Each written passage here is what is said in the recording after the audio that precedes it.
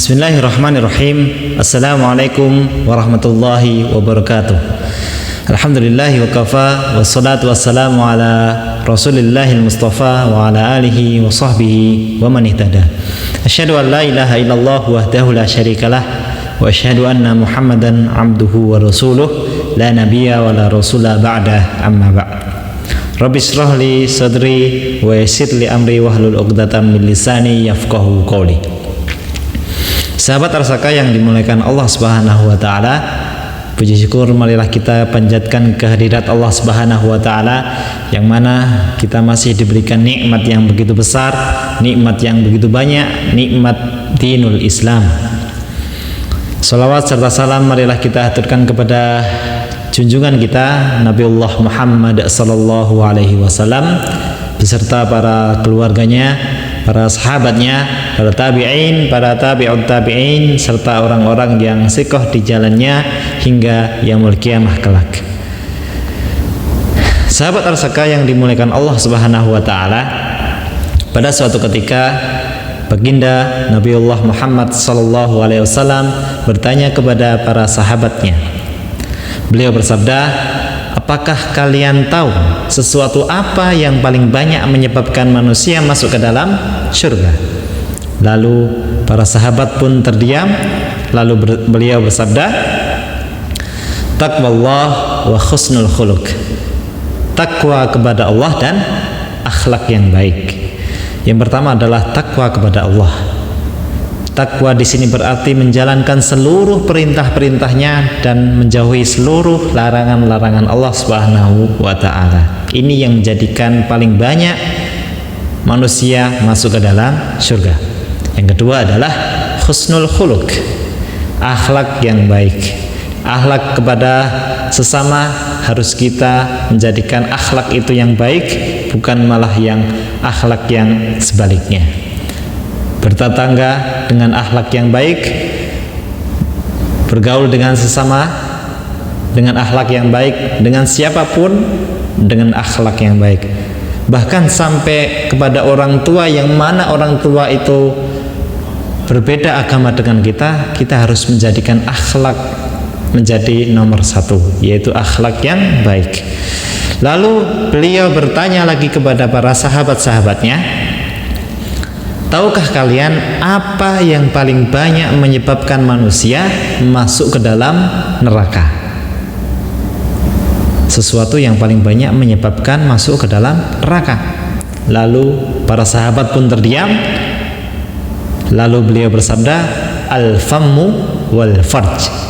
Yaitu yang pertama adalah mulut, yang kedua adalah kemaluan. Betapa banyak orang yang tersakiti hanya karena dengan kata-kata saja. Berapa banyak masalah yang terjadi hanya karena kata-kata saja. Mulut ini memang luar biasa. Sampai ada pepatah, mulutmu adalah harimaumu. Dengan mulut kamu bisa menjadikan masalah. Ini bisa menjadikan masalah. Dengan mulut, dengan lisan kita menjadikan orang lain tersesat hanya karena dengan kata-kata kita yang tidak sesuai dengan Al-Quran dan Sunnah. Dengan kata-kata kita orang bisa tersesat. Dengan kata-kata kita orang bisa bermaksiat. Waliyadzubillah. Dan yang kedua adalah al-farj, kemaluan. Kita bisa lihat hari ini betapa banyak orang yang melakukan perzinahan. Bahkan sampai hari ini ada negara yang melegalkan perzinahan.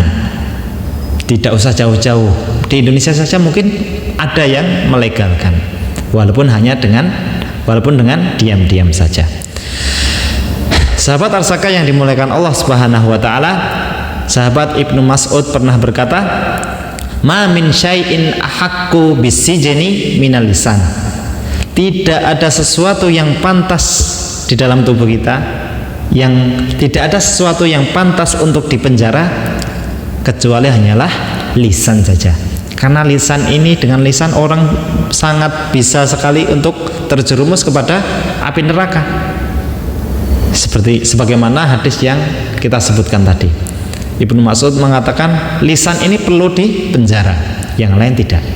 Karena dengan lisan bisa menjadikan kita terjerumus kepada api neraka.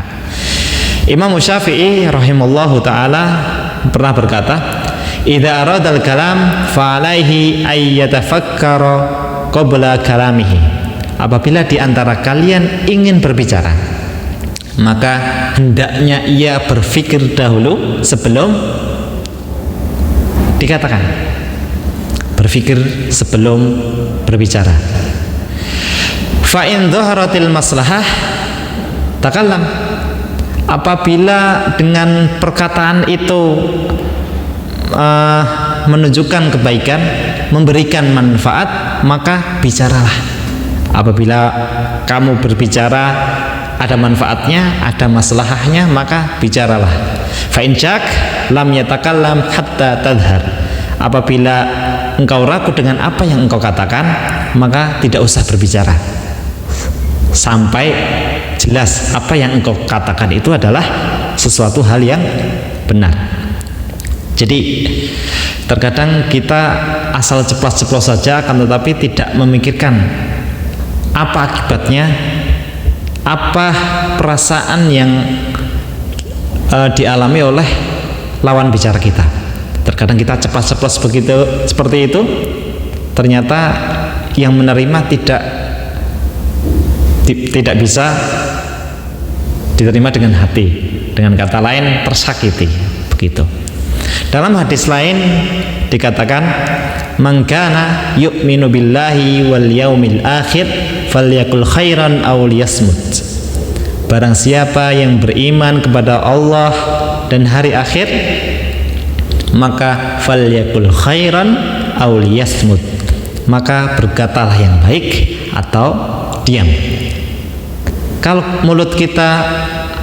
Kalau lisan kita tidak bisa mengatakan sesuatu yang baik, lebih baik kita untuk diam. Tidak berarti ketika seseorang itu dimintai pertolongan untuk membicarakan sesuatu hal yang benar, mungkin dalam hal ini dalam persidangan begitu, dia harus mengatakan sesuatu yang benar, akan tetapi dia lebih memilih untuk diam. Nah, itulah dia bisa dikatakan dengan setan bisu, setan akhros, setan yang bisu. Karena dengan dia bisu, maka semua masalah menjadi masalah.